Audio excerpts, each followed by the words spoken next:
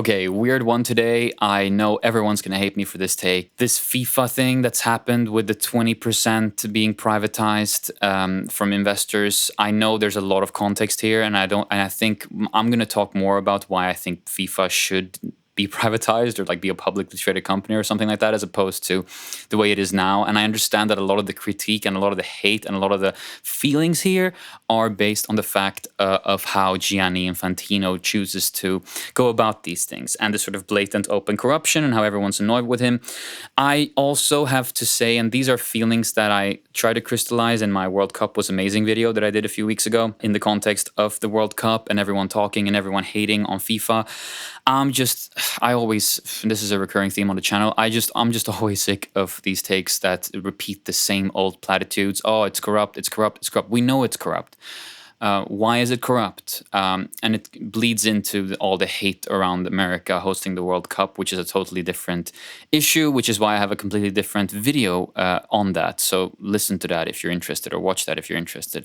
Now, I just want to talk about the fact that there's this great documentary on Netflix. I don't know if it's still on Netflix, but and I saw it a long time ago, and it breaks down the FIFA's history and how FIFA was formed, and explains really, really well why it's so possible for FIFA to be corrupt. And to just summarize that briefly, it's basically an organization and more of a hobby club, and the way it came up in the 20th century made it possible for it to not be a company, which there are laws to govern how companies can do their business for the most part. I'm not saying there aren't problems with companies or capitalism or the market, but that's how it is.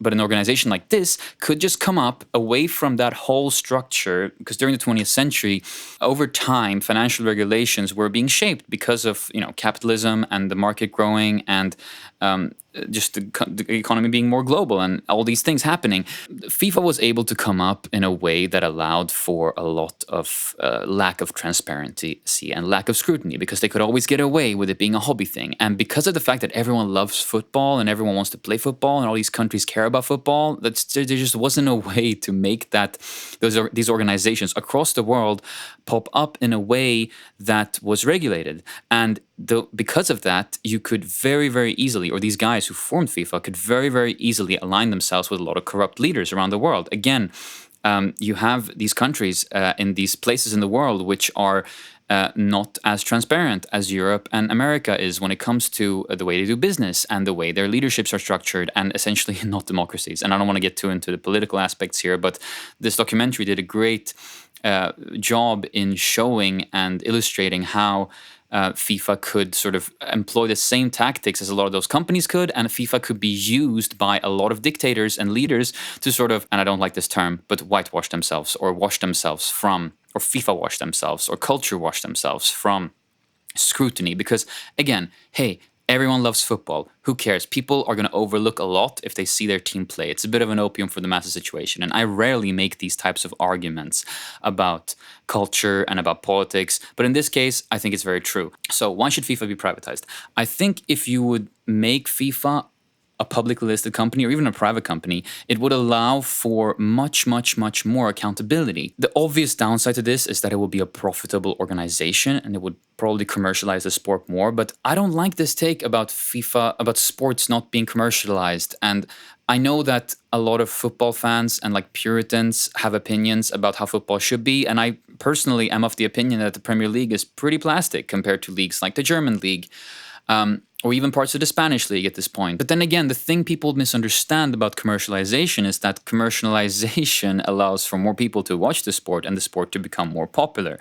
And I think that became apparent in the latest World Cup, where America has this incredibly commercial view on sports, which as a European becomes a little bit of a culture shock, I think. But I think there are upsides and downsides to this. The fact is that sports in America is a really, really vibrant cultural phenomenon, and it makes a lot of money for players and it employs a lot of people. And I can see why it's like, oh, commercialization is plastic. I can understand that, but I also feel like it's not that black and white, because if you are allowed to make more money. It's like the tickets for the World Cup. Like everyone was complaining about that. But as much as I'd like to blame FIFA, and people want to blame FIFA for like milking football fans for these insanely expensive tickets, a lot of people could still go to the World Cup and the demand, it's like concert ticket prices and like live shows. Like the reason they're going up is not because a company are spiking the prices, or they are spiking the prices, but the reason for that is because people are willing to pay.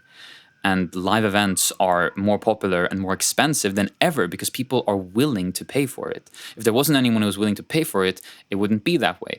And it becomes a status marker to go to live shows, and it becomes a luxury to go to live shows. And that may sound to you, if you really disagree with my take, that only rich people can go to these events, but it's not. That's not only the case. This is just the way it's going to be. Live events and sports and music events live, and you're seeing that with Odysseus now too, where the 70mm IMAX screenings are completely sold out. Like, these people want to show up and people want to pay top dollar for these live events, not only for the experience but for what it represents and what you can post on social media about it and what it shows about you. And it's like this post-internet consumption is used to show who you are and your identity, sort of, which you can have opinions on, and you can think that that's awful and that removes the real experience of being somewhere in person, but that's just how it is.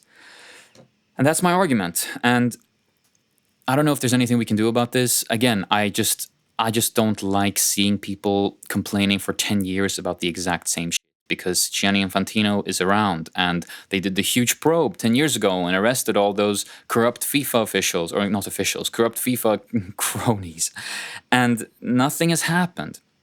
And I'm not the most well read on this topic, but if you would make it more of a company and make it a public company, which has to audit itself, or has to be audited by the market, and consistently present their own documentation and their own information and numbers and reasoning to their investors, that would probably be a net benefit for the culture from a less corruption perspective. Now, maybe there are loads of benefits to why it's better like this, super corrupt and super problematic in other ways, as opposed to a commercial private company or a publicly traded company.